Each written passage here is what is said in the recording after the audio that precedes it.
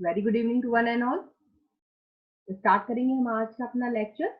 Previous class में हमने section 70 तक कंप्लीट कर लिया था। IPC chapter 3 punishment section 70।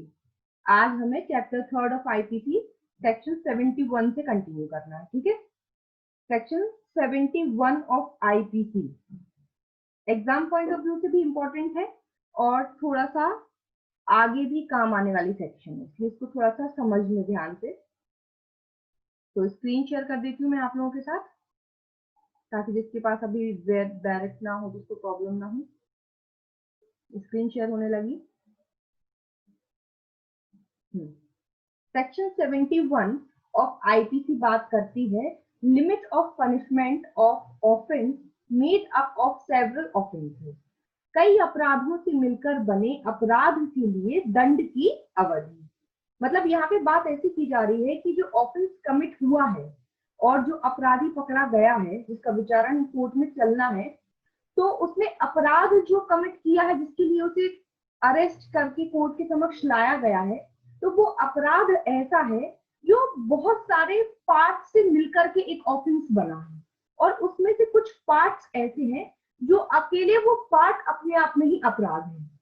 मतलब यदि जो एक्चुअल में जो ऑफेंस कमिट हुआ है, वो ऑफेंस अगर एक्चुअल में कमिट नहीं हुआ होता और सिर्फ उसका कोई पार्ट अगर प्ले किया गया होता, तो वो भी अपने आप में अपराध होता। जैसे जब हम थेफ्ट वाला पार्ट या प्रॉपर्टी से क्राइम अगेंस्ट प्रॉपर्टी वाला पार्ट पढ़ेंगे, चैप्टर 17 जब हम पढ़ते हैं कि संपत्ति के विरुद्ध अपराध, तो वहां पे जब हम चोरी पढ़ते हैं तो आगे हमें पढ़ने को मिलता है कि चोरी कैसे कंडक्ट, मतलब कैसे माना जाएगा कि चोरी हुई, तो उसके इंपॉर्टेंट एलिमेंट्स बताए गए हैं आप लोगों को कि ये चीजें हुई है तो चोरी कहलाएगी। फिर उसमें आगे बताया गया है कि चोरी कब एक्सटॉर्शन में, बल उद्यापन में कब तब्दील होगी, कब चोरी डकैती मानी जाएगी, ये सब चीजें हमें पढ़ने को मिलती है। तो ऐसे कुछ अपराध होते हैं, जैसे डकैती करने गए, तो डकैती जब करने जाते हैं तो डकैती अगर कंप्लीट ना भी हो पाए, तो डकैती अपने आप में इतने सारे अपराधों से मिलकर बना होता है कि पर्टिकुलर उसका एक एक पार्ट जो है वो अपने आप में अपराध है। ठीक है ना, जब हम आगे पढ़ेंगे तो और क्लियर होगा। अभी हम इस सेक्शन की लैंग्वेज समझते हैं। इस सेक्शन में लिखा गया है wear anything which is an offence is made up of parts, any of which part is itself an offense, the offender shall not be punished with the punishment of more than one of such his offenses unless it be so expressly provided. इसमें ये कहा गया है कि जहां की कोई बात जो अपराध है, अपराध तो है, ऐसे भागों से जिनमें का कोई भाग स्वयं अपराध है मिलकर बनी है, वहां अपराधी अपने ऐसे अपराधों में से एक से अधिक के दंड से दंडनीय ना किया जाएगा जब तक कि ऐसा अभिव्यक्त रूप से उपबंधित ना हो। मतलब जो अपराध कमिट किया गया है वो कैसा है, वो बहुत सारे पार्ट से मिलकर के एक अपराध बना है, लेकिन उनमें से हर एक पार्ट या कुछ पार्ट ऐसे हैं कि जो अकेले भी अगर कमिट कर दिए जाते तो कोई ना कोई अपराध होते। तो यहाँ पे ये कहा गया है कि जब कोई एक अपराध है, ऐसे अपराध को करने के लिए पकड़ करके लाया गया है जिसने ऐसा अपराध किया है जिसमें बहुत सारे पार्ट्स इंक्लूड है, और कुछ पार्ट्स तो ऐसे हैं जो अपने आप में भी अपराध है, तो क्या उस अपराधी को जो एक्चुअल में अपराध कमिट हुआ है उसकी सजा मिलेगी या हर एक पार्ट की सजा मिलेगी जो अपने आप में अपराध है? तो सेक्शन 31 कहती है कि नहीं, यदि ऐसा कोई अपराध किया गया है जो बहुत सारे पार्ट से मिलकर बना है और वो पार्ट अपने आप में भी अपराध घटित करते हैं, तो जो अपराधी है उसको हर उस पार्ट की सजा नहीं मिलेगी जो जो उसमें इंक्लूडेड है। ठीक है ना, हर उस पार्ट की सजा उसको नहीं मिलेगी जो जो उसमें इंक्लूडेड है। तो इसको कहते हैं दोहरे परिसंकट से संरक्षण या दोहरे परिसंकट के विरुद्ध संरक्षण। डबल जियोपार्डी का सिद्धांत इसको कहा जाता है, ये आपने पढ़ा होगा आर्टिकल 20 क्लॉज 3। डबल जियोपार्डी मतलब एक ही व्यक्ति को एक ही प्रकार के अपराध किए गए हैं तो उसको एक बार ही दंड दिया जाएगा, ना कि बार बार। तो यहाँ पे भी एक टाइप से दोहरे परिसंकट के विरुद्ध संरक्षण है कि भाई अपराधी तो एक है, उसने अपराध भी एक कमिट किया है, किसी एक पर्सन के अगेंस्ट में किया है, लेकिन जो उसने अपराध कमिट किया है वो बहुत सारे पार्ट से मिलकर बना है, और ऐसे उसमें से कुछ पार्ट ऐसे हैं जो अपने आप में भी अपराध है। तो ऐसा नहीं है कि जब वो चोरी कर एक्सटॉर्शन कर रहा था और चोरी कब एक्सटॉर्शन में तब्दील हुई तो उसको चोरी की भी मिलेगी, एक्सटॉर्शन की भी मिलेगी, नहीं, फिर उसको सीधी सीधी सजा मिलेगी एक्सटॉर्शन की, उद्यापन की, ठीक है, आगे उद्दीपन की, सॉरी, आगे देखेंगे, अभी हम इसका एक इलस्ट्रेशन, उससे आपको क्लियर हो जाएगा। अब पहले आगे की लैंग्वेज पढ़ लेते हैं। Wear anything is an offence falling within two or more separate definitions of any law in force for the time being in by which offenses are defined or punished। ये कहा गया है कि जहां की कोई बात अपराधों को परिभाषित या दंडित करने वाली किसी तत्समय प्रवृत्त विधि की दो या अधिक पृथक परिभाषाओं में आने वाला अपराध है।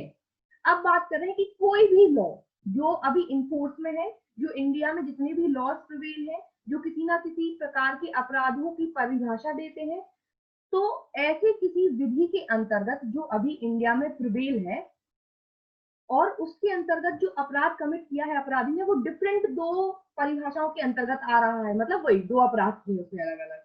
नेक्स्ट क्लॉज में कहा गया where several acts of which one or more than one would by itself or themselves constitute an offense।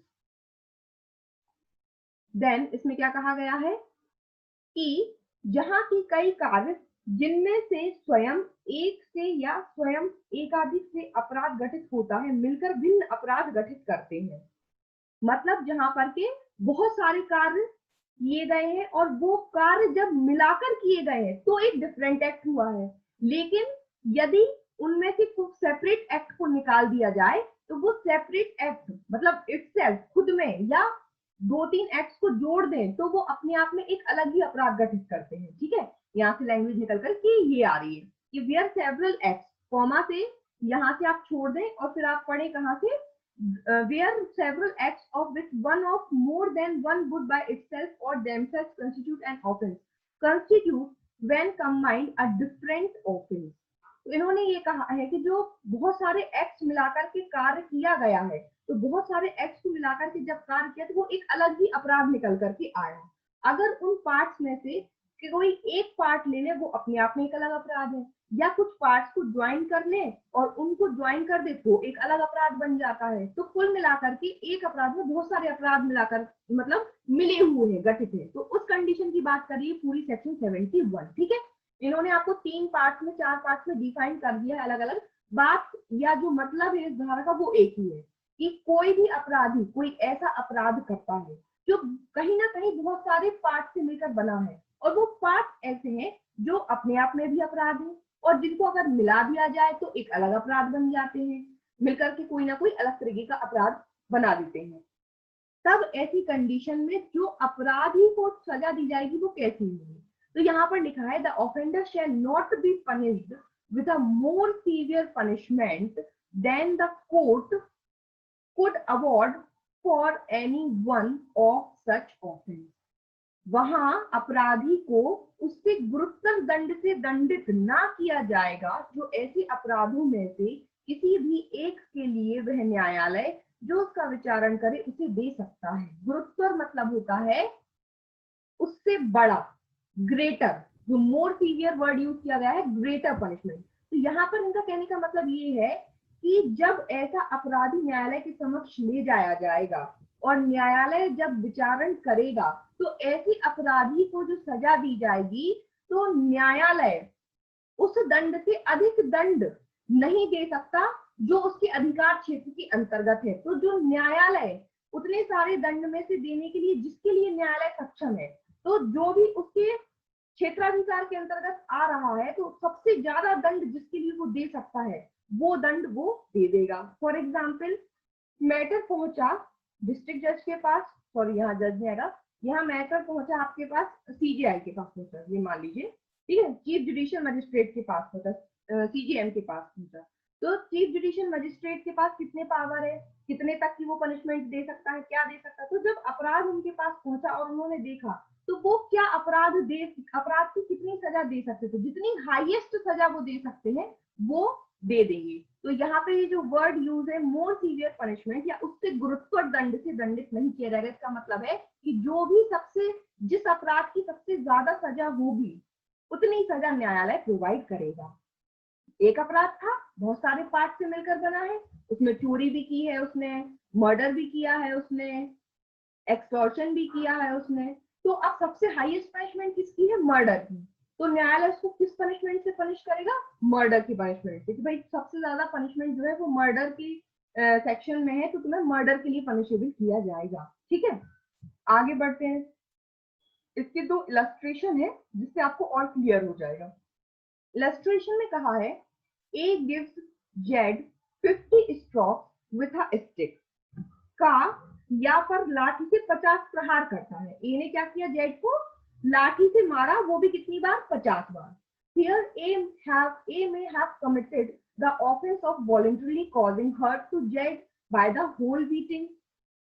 हो सकता है कि का ने संपूर्ण मारपीट द्वारा उन प्रहारों में से हर एक प्रहार द्वारा भी जिनसे वह संपूर्ण मारपीट गठित है या तो स्वेच्छा उपहति कार्य करने का अपराध किया है। तो यहाँ पे क्या हो रहा है? वॉलेंटरी हर्ट कॉज किया है उसने जेड को, पूरी जितनी उसने मारा है उसको 50 बार लाठी से मारा है, लेकिन क्या कहा जाएगा कि उसने क्या किया है? वॉलेंटरी हर्ट कॉज किया है उसको। ठीक है, तो if A were liable to punishment for every blow, अगर ए को हम लाइबल माने हर एक लाठी मारने के लिए, तो he might be imprisonment for 50 years, one for each blow. तब तो फिर उसको 50 साल की सजा हो जाएगी हर एक लाठी मारने पर 1 साल के हिसाब से।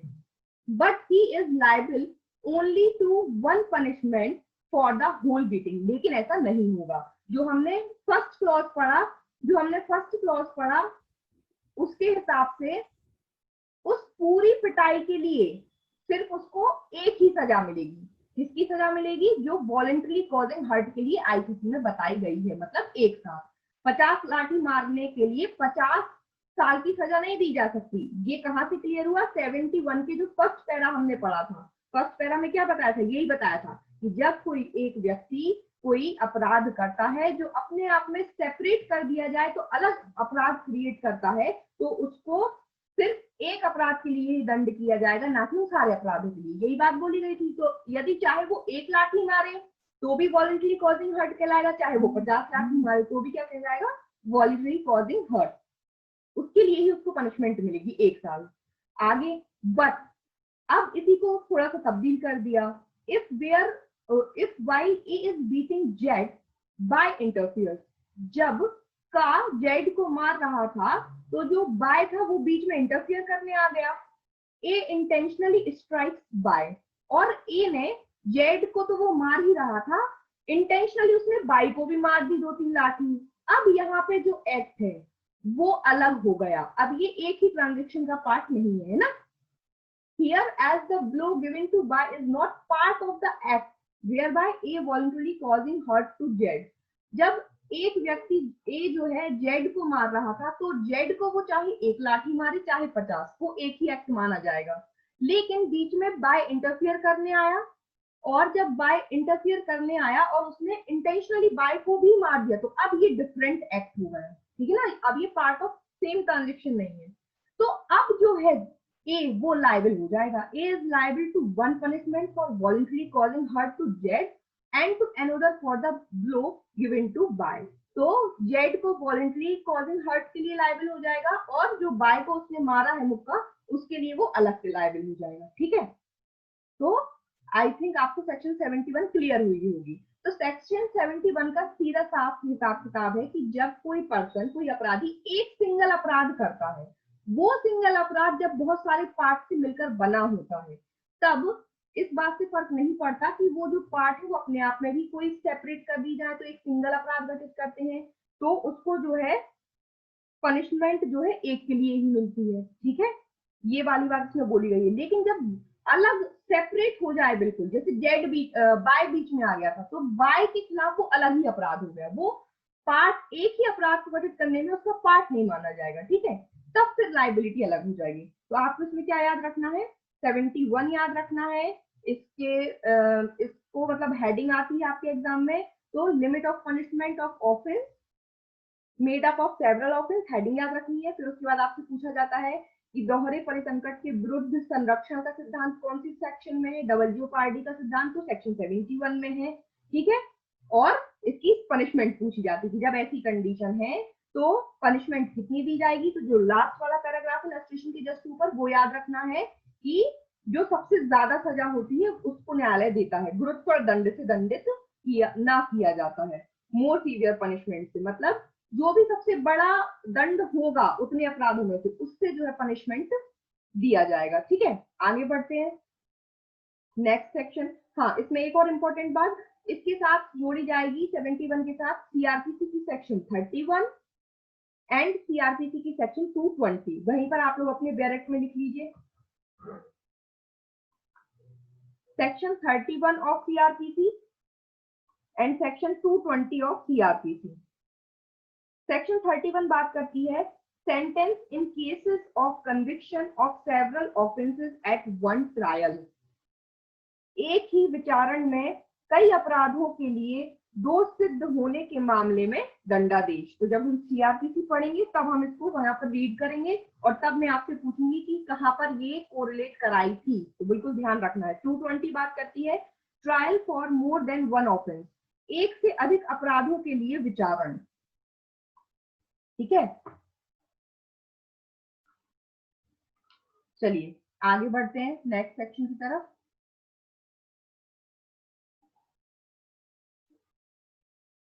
सेक्शन 72। सेक्शन 72 आईपीसी का या हम कहें दंड विधि का एक बहुत ही सामान्य सिद्धांत है जिसकी बात करता है।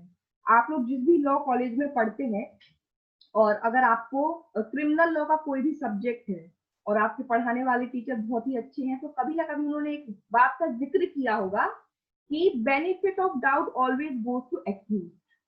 संदेह का लाभ हमेशा एक्यूज या अभियुक्त को मिलता है।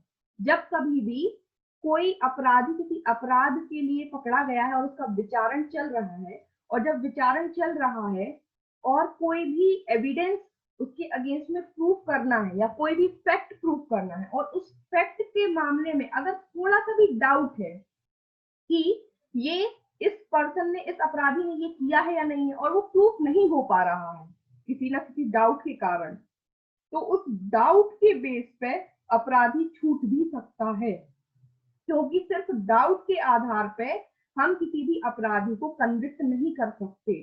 तो benefit of doubt always goes to accused person. ये सिद्धांत आपको मिलता है आईपीसी की सेक्शन 72 में। ठीक है, तो ध्यान रखना है, ये पूछ लिया जाता है कि benefit of doubt always goes to accused कौन सी सेक्शन में बताया गया है आईपीसी की, तो आपको पता होना चाहिए कौन सी सेक्शन में बताया गया है,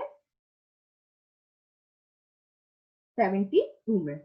देखिए लैंग्वेज पढ़ेंगे तो समझ में आएगा। Punishment of person guilty of one of several offences, the judgment stating that it is doubtful of which। कई अपराधों में से एक के दोषी व्यक्ति के लिए दंड, जबकि निर्णय में यह कथित है कि यह संदेह है कि वह किस अपराध का दोषी है। मतलब जो पर्सन है, ये तो समझ में आ रहा है, एविडेंसेस आ चुके हैं, तो ये क्लियर हो गया है कि अपराधी तो यही है, अपराध तो इसी ने किया है, और जो ऑफेंस उसने किया है, बहुत सारे अपराध किए हैं, सेवरल ऑफेंसेस, यहाँ पे अपराध की बात हो रही, अपराध अलग अलग किए एक पर्सन ने, लेकिन जजमेंट में स्पष्ट ये चीज वर्णित है कि भाई ये डाउटफुल है कि इतने सारे सेवरल ऑफेंसेस में से इस पर्टिकुलर एक्यूज ने कौन सा ऑफेंस किया है। ठीक है, तो फिर देखिए उसको बेनिफिट ऑफ डाउट कैसे मिलता है। In all cases in which judgment is given that a person is guilty of one of several offences specified in the judgment. Judgment में ये स्पेसिफिकली लिखा हुआ है कि ये जो पर्टिकुलर पर्सन है, एक्यूज पर्सन है, ये गिल्टी तो है अपराध का, लेकिन बहुत सारे अपराधों में से किसका है ये नहीं पता, but that it is doubtful of which of these offences. बहुत सारे अपराध हैं जिनमें से किसी एक अपराध का ये भी पर्सन जो है अपराधी है, लेकिन ये डाउटफुल है, संदेहपूर्ण है कि इतने सारे ऑफेंसेस में से इस पर्टिकुलर ने कौन सा ऑफेंस किया है। ठीक है, then the offender shall be punished for the offense for which the lowest punishment is provided if the same punishment is not provided for all। तब उस अपराधी को सबसे कम पनिशमेंट जिस भी अपराध के लिए बताई गई है तो सबसे कम पनिशमेंट दी जाएगी यदि उन सारे अपराधों की पनिशमेंट सेम नहीं है तो। मतलब डकैती करने गए थे 5 लोग या 10 लोग, उन 10 लोगों ने डकैती की प्लानिंग करी थी, उसमें किसी ने मर्डर भी कर दिया, किसी ने किसी को हर्ट भी, ग्रीवियस हर्ट भी कॉज कर दिया, डकैती तो की ही की है, हो सकता है कुछ और भी कर दिया हो, तो बहुत सारे अपराध घटित हो गए। जब पकड़कर लाया गया इन 5-10 लोगों को तो कुछ 2-1 अपराधी ऐसे थे जिनका ये तो क्लियर, ये तो प्रूफ होगा कि हाँ ये इन्होंने भी अपराध किया, लेकिन इतने सारों में से इन्होंने कौन सा किया ये नहीं समझ में आ रहा। तो अब इतने जो अलग अलग अपराध मिलकर के इन्होंने गठित किए हैं, उन सारे अपराधों में से सबसे कम दंड आईपीसी में किसका दिया गया है, तो उसको सबसे कम दंड से या सबसे कम पनिशमेंट से पनिश किया जाएगा। ठीक है, क्यों? क्योंकि ये डाउट है कि इसने कौन सा किया, इसके खिलाफ में एविडेंस नहीं मिल पाया, प्रूफ नहीं हो पाया, तो सबसे कम पनिशमेंट से दिया जाएगा। ये कब की कंडीशन है? ये तब की कंडीशन है जब उन सारे अपराधों की सजा अलग अलग है। किसी के लिए आजीवन कारावास है, किसी के लिए डेथ सेंटेंस है, किसी के लिए 10 साल की सजा है, किसी के लिए 4 साल की सजा है, ऐसी कंडीशन में। लेकिन यदि कोई ऐसा अपराध किया गया होता, फॉर एग्जाम्पल अनलॉफुल असेंबली वाला अपराध है, मतलब 5 लोग 6 लोग मिले, उन्होंने कोई एक पर्टिकुलर क्राइम करने के लिए अनलॉफुल असेंबली बनाई और उस पर्टिकुलर क्राइम को कमिट किया और वो एक ही एक्ट कमिट हुआ, और जो ऑफेंस कमिट हुआ उस ऑफेंस में 2-3 अलग अलग भी ऑफेंस थे, लेकिन उन सब के लिए एक ही सजा थी, 3 साल 3 साल 3 साल। तब फिर उसको भी कितनी मिलेगी? अगर बाकियों को 3 साल मिली और सारे अपराधों की सजा एक ही है तो उसको भी 3 साल मिलेगी। लेकिन जब अपराधों की सजा अलग अलग है तब फिर जिस अपराध की सजा सबसे कम है सबसे कम मिलेगी। ठीक है, चलिए आगे बढ़ते हैं। Section 72 exam point of view से बहुत ज्यादा इंपॉर्टेंट नहीं, बस इतना ही याद रखना है, या तो हेडिंग पूछेंगे और सीधा पूछते हैं कि जब ऐसी कोई कंडीशन है तो सजा क्या मिलेगी, तो सबसे लोएस्ट पनिशमेंट मिलेगी, इतना याद रखना है। Most important section of IPC, solitary confinement, एकांत परिरोध, ये इंपॉर्टेंट है। क्या होता है एकांत परिरोध? Solitary confinement means keeping the prisoner isolated from any kind of intercourse with the outside world. Solitary confinement या एकांत परिरोध का मतलब होता है अपराधी को ऐसी जगह पे बंद कर देना जहां पर बाहरी दुनिया से उसका मेल मिलान ना हो सके, बिल्कुल अकेला बंद कर देना सॉलिटरी कंफाइनमेंट कहलाता है। नॉर्मली जब किसी भी एक्यूज को पनिशमेंट दी जाती है तो जेल में उसको जब इम्प्रिजनमेंट की सजा होती है तो जेल में उसको बंद किया जाता है, तो ऐसा नहीं होता कि एकदम सॉलिटरी हो, अदर दूसरे कैदी भी होते हैं, आमने सामने जेल होती है, सब बात होती है, सब मतलब कैदियों का एक पूरे आसपास रहते हैं। लेकिन कुछ बड़े अपराधी जो होते हैं उनको सॉलिटरी कंफाइनमेंट देने का पावर कोर्ट को दिया गया है अंडर सेक्शन 73 ऑफ आईपीसी। ऐसे अपराधी जिनको कोर्ट रिगरस इम्प्रिजनमेंट दे सकती है, कौन सा? कठिन कारावास। हमने सेक्शन 53 में पनिशमेंट के प्रकार पढ़े थे, जहां पे हमने पढ़ा था कि कारावास 2 प्रकार का होता है, सिंपल और रिगरस, है ना, सादा कारावास और कठिन कारावास। तो कठिन कारावास में हमने पढ़ा था, कठिन कारावास क्या होता है? With hard labour. ऐसा कारावास rigorous imprisonment mean with hard labour, जिसमें हार्ड लेबर कराया जाता है। तो ऐसे अपराधी जिनको कोर्ट रिगरस इम्प्रिजनमेंट दे सकती है, ऐसे अपराधियों को जो कोर्ट है वो सॉलिटरी कंफाइनमेंट में भी रख सकती है। देखिए पढ़ते language, whenever any person is convicted of an offense for which under this code the court has power to sentence him to rigorous imprisonment। तो पहला पॉइंट आपको ध्यान रखना है, सॉलिटरी कंफाइनमेंट कैसे अपराधियों को दिया जाता है? जिनको रिगरस इम्प्रिजनमेंट देने का कोर्ट को पावर होता है। कठिन कारावास से जिन अपराधियों को दंड देने का प्रावधान बताया गया है आईपीसी में। The court may by its sentence order that the offender shall be kept in solitary confinement for any portion or portions of the imprisonment to which he is sentenced। तब ऐसे अपराधियों को जिनको कठिन कारावास दिया जा सकता है, तो न्यायालय जो है ये आदेश दे सकता है कि ऐसे अपराधी को कुछ हिस्से, जो भी उसका सजा है, तो सजा के कुछ हिस्से के लिए उसको एकांत परिरोध में रख दिया जाए। अब ये जो एकांत परिरोध या सॉलिटरी कन्फाइनमेंट है, ये not exceeding 3 months in the whole according to the following stage, किसी भी कंडीशन में 3 मंथ से ज्यादा का नहीं हो सकता। ये प्री में कई बार क्वेश्चन पूछा गया है, जहां जिस भी स्टेट में आईपीसी सब्जेक्ट है वहां पे यहाँ से क्वेश्चन हमेशा आता है, ध्यान रखना है। सॉलिटरी कन्फाइनमेंट या एकांत परिरोध किसी भी कीमत पे 3 मंथ से ज्यादा नहीं हो सकता, ठीक है, नॉट एक्सीडिंग 3 मंथ। अब ये जो 3 मंथ है इनका स्केल बताया गया है कि ये 3 मंथ भी कैसे कैसे होंगे, ठीक है। तो अगर वो पूछे एज अ होल तब आपको 3 मंथ टिक करना है, लेकिन अगर वो नीचे बताई गई कैटेगरी के हिसाब से पूछे तो आपको वैसा टिक करना है, ठीक है।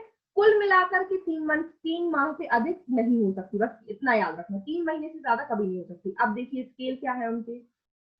यदि इम्प्रिजनमेंट 6 मंथ तक का मिला है, अ time not exceeding 1 month if the term of imprisonment shell not exceed 6 month, यदि कारावास की अवधि 6 मास से अधिक ना हो तो 1 मास से अधिक नहीं होगा। मतलब जो अपराधी ने अपराध किया है उस अपराध के लिए जो उसको सजा मिली है वो कितनी मिली है, 6 महीने की।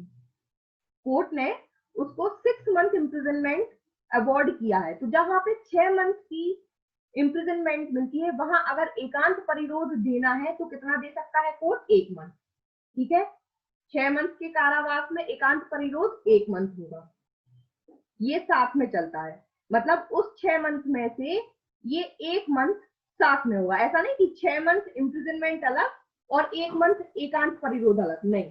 5 महीने वो नॉर्मल रह लेगा और 1 महीने वो कैसा रह लेगा, एकांत परिरोध में रह लेगा। अब ये जो 1 मंथ है इसको भी आगे सेक्शन 74 में तोड़ा गया है कि 1 मंथ पूरा नहीं दे सकते, ठीक है, आगे देखेंगे। देखिए अब जहां पे जो मेन कारावास है, जो मेन उसका इम्प्रिजनमेंट है वो कितना मिला है उसको, exceeding 6 month and shall not extend 1 year, 6 महीने से ज्यादा लेकिन 1 साल तक का।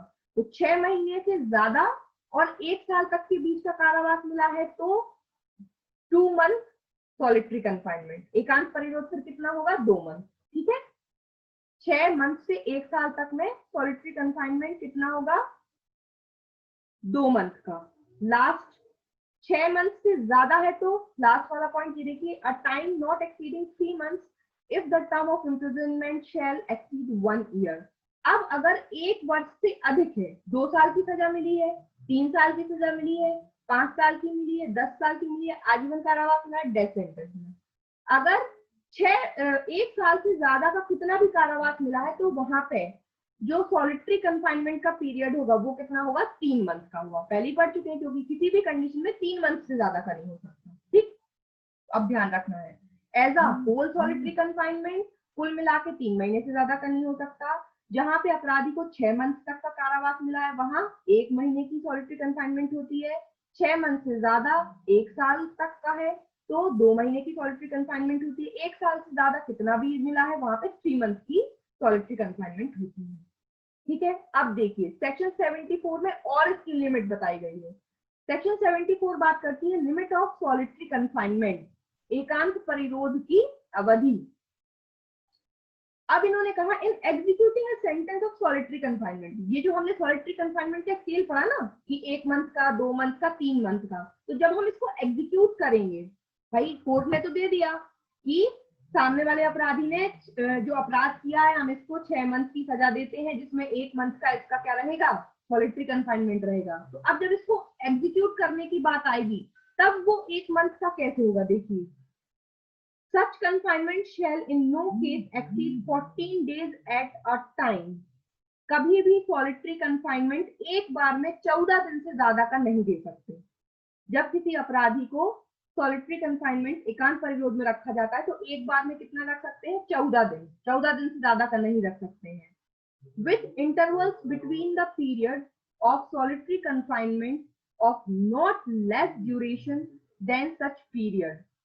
इसका मतलब है कि 14 डेज का कंफाइनमेंट, सॉलिटरी कंफाइनमेंट देने के बाद आपको बीच में गैप देना है, इंटरवल देना है, वो भी कितना, not less duration than such period. मतलब 14 दिन आपने सॉलिटरी कंफाइनमेंट रखा है तो 14 दिन का इंटरवल फिर देना पड़ेगा।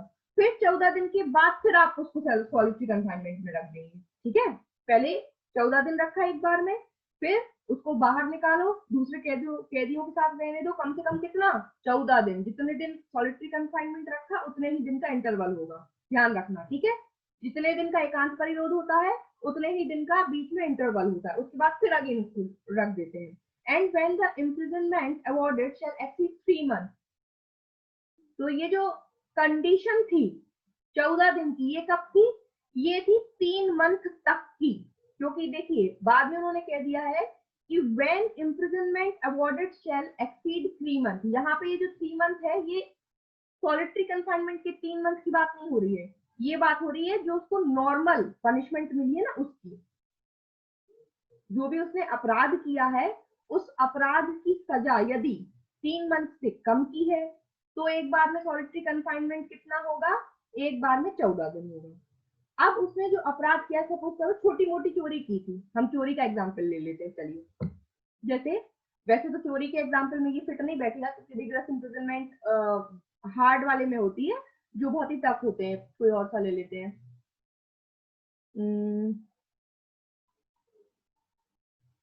रेप ले लेते हैं, चलिए। रेप जो है रेप जो है बहुत ही टफ टाइप का क्राइम है।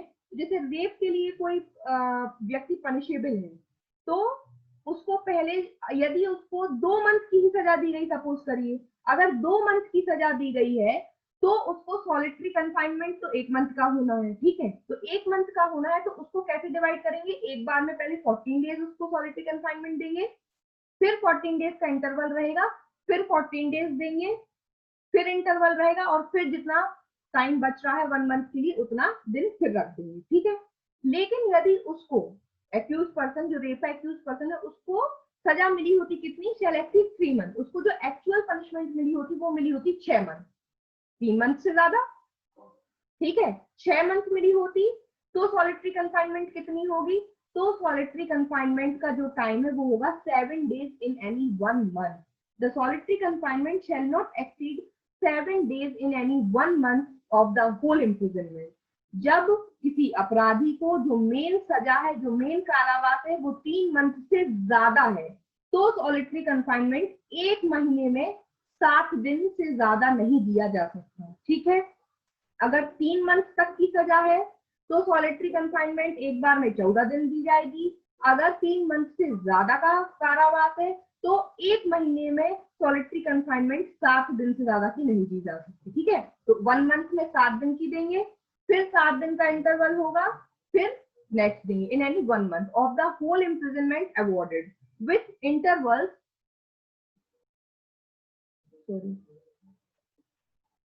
with intervals between the period of solitary confinement of not less duration than such period। तो 7 दिन की सजा होगी 1 मंथ में, फिर 7 दिन का गैप होगा। अगर 6 मंथ है तो फिर एक ही मंथ में एक चलती जाएगी। और अगर 3 मंथ से 4 महीने की है, 4 महीने की है तो उसको कितना 1 मंथ देना है, तो उस हिसाब से डिवाइड कर देंगे उसको, ठीक है। ये हो गया सॉलिटरी कंफाइनमेंट का स्केल। लास्ट सेक्शन है सेक्शन 75। देखिए सेक्शन 75 बात करती है enhanced punishment for certain offences under chapter 12 और चैप्टर 17 आफ्टर प्रीवियस कन्विक्शन। इसमें ये कह रहे हैं कि यदि कोई अपराधी चैप्टर 12 और चैप्टर 17 के अंतर्गत ऑलरेडी एक बार पनिश्ड किया जा चुका है तो उसने अगर फिर से उन्हीं चैप्टर्स के अंदर अपराध कर दिया है तो उसकी पनिशमेंट जो है ना वो बढ़ जाएगी।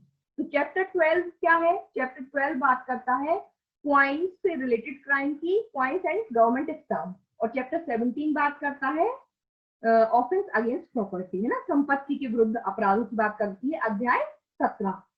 तो देखिए इसमें क्या लिखा है, इसमें लिखा है whoever having been convicted by a court in India of an offense punishable under chapter 12 or chapter 17 of this code with imprisonment of either description for a term of 3 years or upward। Chapter 12 और 17 के अंतर्गत किसी व्यक्ति ने एक बार अपराध किया है और वो अपराध जो है वो कितना है, 3 साल या 3 साल से ज्यादा का अपराध किया है, ठीक है, और वो कन्विक्ट हो गया है। shall be guilty of any offense punishable under either of those chapters with life imprisonment for life term। और फिर उसी अपराधी ने फिर से एक बार अपराध करने के बाद फिर से उन्हीं चैप्टर्स के अंदर, चैप्टर 12 और चैप्टर 17 के अंतर्गत ऐसे फिर से कोई अपराध किए जिसमें लाइफ इम्प्रिजनमेंट और लाइफ टर्म, मतलब 3 साल या 3 साल से ऊपर वाला ही कोई अपराध किया है तो shall be subject for every such subsequent offense to imprisonment for life or to imprisonment of either description for a term which may extend to 10 years. तो यदि वो व्यक्ति फिर से वही लाइफ इम्प्रिजनमेंट और लाइफ टर्म का अपराध करता है तो दूसरी बार अपराध करने पर उसको कितनी सजा हो जाएगी? लाइफ इम्प्रिजनमेंट, आजीवन कारावास, या फिर 10 साल की सजा, आइदर डिस्क्रिप्शन, किसी भी भांति की, मतलब रिगुलर भी हो सकती है और सिंपल भी हो सकती है। ठीक है, तो यहाँ पे बात की गई है 3 साल या 3 साल से ऊपर का अपराध किया हो, मतलब आईपीसी के अंतर्गत उसने ऐसा अपराध किया हो जिसमें आईपीसी की सजा बताई गई हो 3 साल या 3 साल से ऊपर। अब ये जरूरी नहीं है कि कोर्ट ने उसको 3 साल ही सजा दी हो सकता है कोर्ट ने उसको 2 साल की सजा दी हो, 1 साल की सजा दी हो, उससे कोई फर्क नहीं पड़ता। आईपीसी के अंतर्गत उस अपराध की सजा कितनी होना चाहिए? 3 साल या 3 साल से ऊपर। तो यदि उसने फिर से सब्सिक्वेंट कमिट किया है तो फिर सीधा सीधा सेक्शन 75 अप्लाई हो जाएगी और उसको आजीवन कारावास या कम से कम 10 साल के लिए तो जेल में जाना ही पड़ेगा। ठीक है, चलिए ये हो गई हमारी सेक्शन 75 कंप्लीट और आज का हमारा टारगेट यहीं तक का था। सेक्शन 70 to 75 आईपीसी का चैप्टर 3 पनिशमेंट कंप्लीट। अब स्टार्ट होगा चैप्टर 4 जो कि बहुत ही मोस्ट इंपॉर्टेंट चैप्टर है, तो एक भी क्लास मिस मत करना। ठीक है, कोई डाउट है किसी को तो पूछ लो। क्लास का टाइम ओवर हो रहा है, 1 मिनट बचा है। अगर ये बंद हो जाएगी तो मैं फिर से अगर डाउट हो तो खोल दूंगी क्लास। है क्या डाउट किसी को?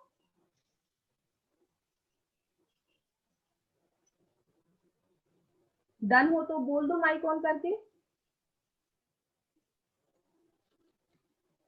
Done madam. और किसी को? क्लियर है मैम।